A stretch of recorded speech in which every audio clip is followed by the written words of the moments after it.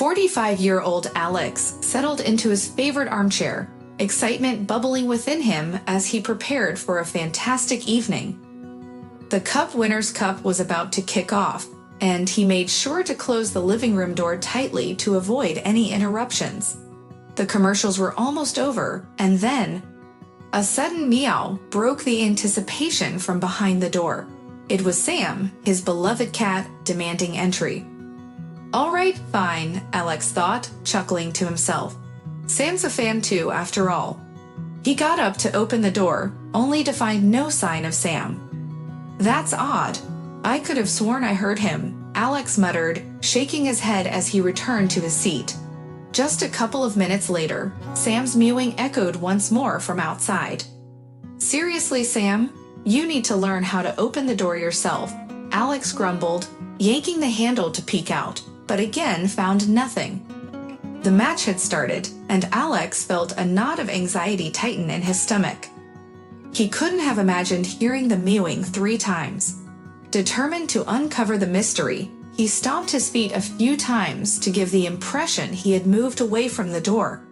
He listened intently, but all was quiet. Just as he leaned in closer, a high-pitched meow pierced the silence, prompting him to dash into the hallway. There, he spotted Johnny, his wife's favorite parrot, waddling toward the bedroom, a mischievous glint in his eye.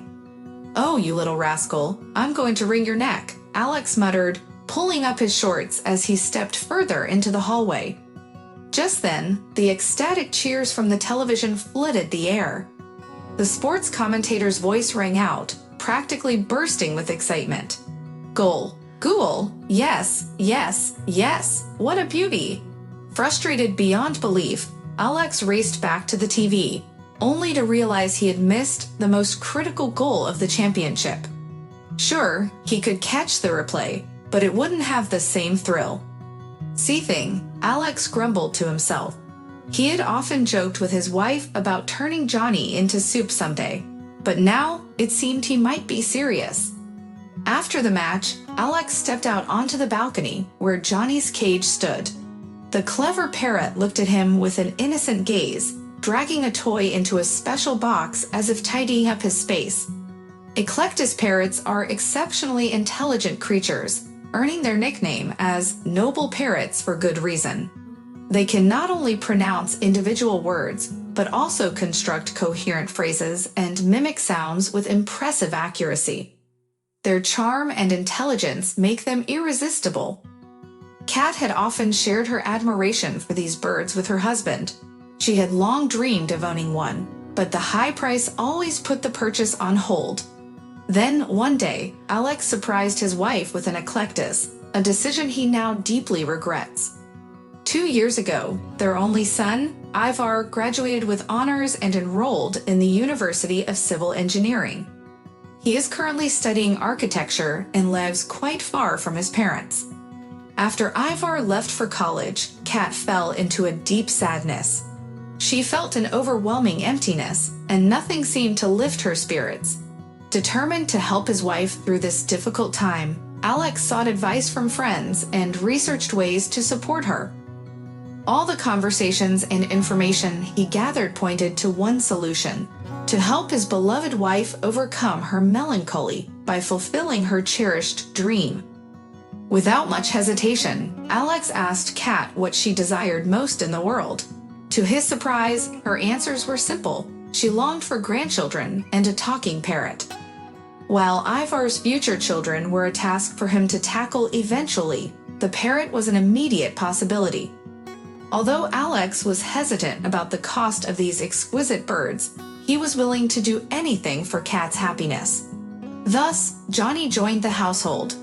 Ekaterina quickly immersed herself in raising her new boy. The parrot adapted quickly, strutting around the apartment as if he owned the place, often choosing to walk rather than fly. Johnny completely disregarded Sam, the family cat, showing no fear whatsoever. Though there was no friendship between the two, there was also no animosity. However, Johnny became a source of irritation for Alex. It wasn't just that his wife's attention had shifted away from him and the cat. it was also the parrot's clever and cheeky behavior. For instance, if Johnny begged Cat for a treat and she refused, he would resort to clever antics to get what he wanted. Johnny eagerly waited for Alex to enter the kitchen, leaping at his feet. Naturally, Alex sidestepped the parrot, but Johnny lost his balance and began to squawk loudly. Cat rushed over, concern etched on her face. "Alex, did you push Johnny? Step on him? Hurt him?" she asked frantically. "I didn't touch your parrot. He fell by himself," Alex replied, exasperated. "It's funny how he never falls when you're not here, but the moment you walk by, he always ends up on the floor," Cat shot back, her frustration evident. "Can you please be more careful? You move around like an elephant." "I didn't even lay a finger on him," Alex protested, but Cat had already tuned him out, showering her beloved parrot with treats and inspecting his wings for any signs of damage. "Parrots belong in their cages," Alex grumbled, feeling hurt. "This one struts around the house like he owns the place. Pretty soon, there won't be any room left for Sam and me." Sam, the cat, seemed to understand the conversation as he hopped down from the windowsill and settled next to Alex. He hugged the cat and let out a heavy sigh. Meanwhile, Johnny flapped over to Cat, perched himself on the cupboard, and squawked, "It's time to go to work." "Alex, it's time to go to work," Sam scat. "Well, there you have it," Alex remarked, pointing at the parrot. "He'll have us all lined up by height and marching in no time, all thanks to your training, Cat." "Oh, please, stop slandering. You're just jealous," she replied sarcastically, turning her attention back to Johnny. "Johnny is a good boy. Johnny is a handsome, smart boy. Mom's handsome boy." Alex grimaced, scooping up Sam and heading to the living room with his feline companion.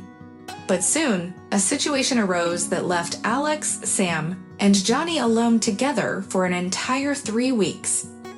Kath was busy packing her suitcase for an urgent business trip, and Alex couldn't help but notice that her main concern seemed to revolve around her parrot. Kat casually mentioned that she had bought cat food and some groceries for Alex, but for the past 3 days, she had been diligently informing him about Johnny's diet. "Don't mix anything up, you know how you can be," she warned him firmly.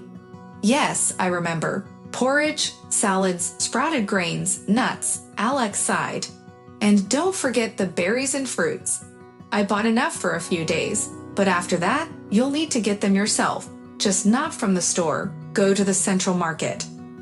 "Going all the way across town for berries for this," Alex started to say, but he quickly trailed off under his wife's piercing glare. She fixed her gaze on him and added, "You'll also need to give Johnny a vitamin once a week, 2 grams per dose, no more. Do you understand?" I understand, Cat. Everything will be fine with your pet. You don't fully grasp how serious this is. He's a very delicate bird. You must wash his plates and bowls and change the water daily. Be sure to clean the tray, perches, and toys once a week. Johnny should be out of his cage most of the day. Cat, you're worrying more about your parrot than about your husband. Don't you think I'm a little offended? You should care about me just as much. At least cook some soup for the first few days, Alex grumbled. "And I will," Cat smiled and wrapped her arms around him. The very next day after she left, Johnny tried to assert his dominance in the house. The poor bird didn't yet realize that his pampered life was on pause, and until his mistress returned, he needed to sit quietly and stay out of trouble. Instead, Johnny behaved atrociously, demanding constant attention. Alex started to wonder how long he could endure this situation. That's when he thought of his neighbor, Michael. Michael was a medical student living in a one-room apartment that his parents rented for him. Although his mother provided him with money for living expenses, he always seemed short on cash due to his spending habits on parties and girls. Alex had a plan. "Hey, Michael, want to make some money?" he asked. "Sure, what do I need to do?" "Now that's a businesslike attitude," Alex said, pleased. "Our parrot needs a place to stay for 2 weeks. I'll provide everything he needs. You just have to feed him, clean his cage, and keep him company. You can even turn on the TV for him. He loves to talk to it," Alex added with a chuckle. "You have a talking parrot." "That's cool," Michael replied, smiling. But then he grew serious. "How much will you pay?" $5,000 sound good?" Alex offered. "Make it 7, the student countered. 6 and some fruit for you too. Deal?" Alex extended his hand, and Michael sealed the agreement with a firm handshake. The next hour and a half was spent moving Johnny's belongings from one apartment to the other. As they worked, the parrot fell silent, even pulling his head back as if to observe. Noticing this, Alex decided to tease him. "What are you looking at, Johnny? That's right, I've sold you off. You're moving to a zoo now, to live in a cage with peacocks. No other options, my dear friend." "I'll tell Cat," the parrot squawked, adding, "Shame on the jungle." "I'll tell Katie." "You'll tell her? In your dreams," Alex laughed. In his new home, Johnny was quiet for 2 days, leaving Michael feeling a bit disappointed. "Alex, you said he could talk," Michael remarked. But on the 3rd day, Johnny suddenly burst into song, completely derailing the date Michael had been planning. A girl had come over to visit, and she spent quite some time cooing at the handsome parrot until he finally opened his beak and belted out, "Well, why are you so ugly? You're so ugly. And ugly without makeup and with makeup." The girl was offended and promptly left. Michael, however, didn't dwell on it for long. If she was upset by the parrot's comments, then she must be quite dim-witted, and he preferred the company of Johnny over a dull girl any day. Over the next 2 weeks, Michael and Johnny became fast friends. So much so that when it was time to return the parrot, Michael found himself in tears. "When I start earning some money, I'm definitely getting one just like you," he sighed, reluctantly passing Johnny back to Alex. Johnny quickly adapted to his original home. He picked up a few slang terms from his time with the student, learned the chorus of a song by the band Kino, and even gained some experience in charming girls with compliments. Kat was returning from her business trip the next day, so Alex and Sam the cat did their best to keep Johnny entertained. Alex wanted to avoid Kat discovering that he had given away her beloved parrot. He hoped she would believe that Johnny had been home all along. If Kat found out that he had passed the parrot to the neighbor, a scandal was all but guaranteed, but it seemed that trouble was inevitable. After Kat arrived home, everything went smoothly until the evening. She brought gifts for everyone, caviar and fish for Alex and Sam, along with new toys and vitamins for Johnny. As they all gathered around the table for dinner, Alex's mother-in-law joined them.